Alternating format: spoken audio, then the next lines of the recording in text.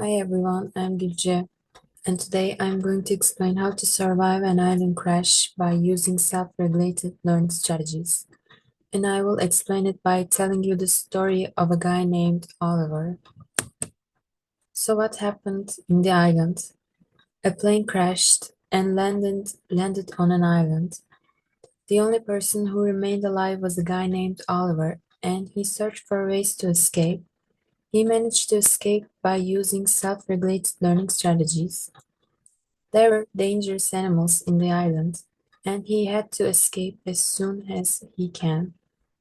There were a few problems he faced, and he found solutions to those problems, and I will tell you which solutions he found to those problems and how he overcame those problems. So, first day, Oliver was feeling so down, and he didn't know what to do. There were dead bodies everywhere, and he was scared. He realized being sad and scared wasn't the solution and imagined the life he would have if he managed to survive. He told himself he could do it and decided to look for ways to survive. When he told himself that he could do it and decided to look for ways to survive, he used the self-motivation technique. So later of that day, he managed to calm himself down and saw the bigger picture. He realized every second he was going to spend in the island was valuable. He made a plan to survive and gave himself at least 3 days to achieve it. He planned every step of the process, and this created his path to survival. And by planning his every step, he used goal setting and planning strategy. And when he gave himself at least 3 days to achieve it, when he organized the time, he used time management and scheduling strategy. And later of that day, he searched the plane to see if he could find any food or something useful. He couldn't find any food, but he found two magazines to spend time with and one transceiver. He thought the magazines would distract him too much and decided not to take them with him. He left the plane with the transceiver but couldn't find any signal.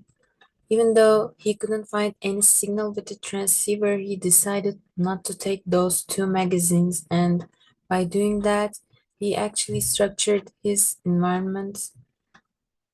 So by doing that, he used environmental structuring strategy. And second day, Oliver woke up and realized he was so hungry and thirsty. Also, he had some injuries that needed help. He decided to look for another human being like him and saw a house after looking for a while.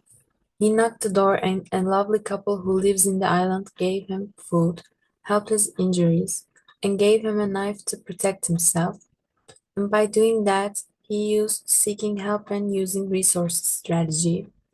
He wasn't afraid to ask for help, and we should actually be like him when it comes to asking for help. We shouldn't be afraid because when we see us in his story, asking for help was a really key point in his story.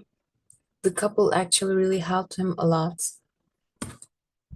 Later of that day, he explained his journey and process to the lovely couple, and they discussed what he could do next. The couple recommended him to climb the mountain to get a signal and get help with the transceiver.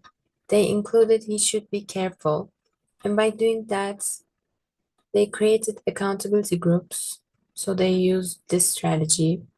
They got together, Oliver got together with his peers, and they did brainstorming and they shared their own ideas together. So it was really useful for Oliver. And later of that day, Oliver placed his knives in his belt and his transceiver in his pocket so he could find what he needed easily. And by doing that, he used organizational strategies. He organized the tools he had so he could find easily. He placed his knives in his belt and his transceiver in his pocket, and it was really useful. And while he was climbing the mountain, he saw a wild animal looking at him. He thought about the things the couple said to him and the brainstorm they had. He created a concept map in his mind. The animal was growling at him, so he kept still for a while, then threw his knife just like the couple told him to. And by doing that, he used using cognitive and metacognitive strategies because he created a concept map in his mind and he remembered the brainstorm he had with the couple. So, the third day, and I want you to remind that third day was the final day according to Oliver's plan. So, if his plan is going to be successful, he should be survived this day. So let's see if he managed to survive. After sleeping a bit, he continued climbing and reached the top of the mountain. He managed to find a signal and asked for help. Rescue teams found him and helped him get home safely. After returning home, Oliver wrote a book and even criticized the mistakes he did. Bunch of adventurous people who are curious about abandoned islands thank them for writing in an objective way. He's now safe in his home, reading the reviews of his book. And when he shared his process and wrote about his process, and when he did it with being with an objective perspective, he used the use of reflective writing, and it helps a lot of people, not just himself. So, in the end, he managed to survive. Self-regulated learning strategies help us truly transform the way we approach challenges in both our personal and professional lives. And Oliver just proved that to us. This powerful concept is not just limited to school or academic settings. And Oliver also just proved that he wasn't in an academic setting. So we saw in his story that self-regulated learning strategies are not just limited to school. He managed to survive. Self-regulated learning strategies are crucial in every area of our lives and it helped Oliver to survive. So this was the end of my presentation.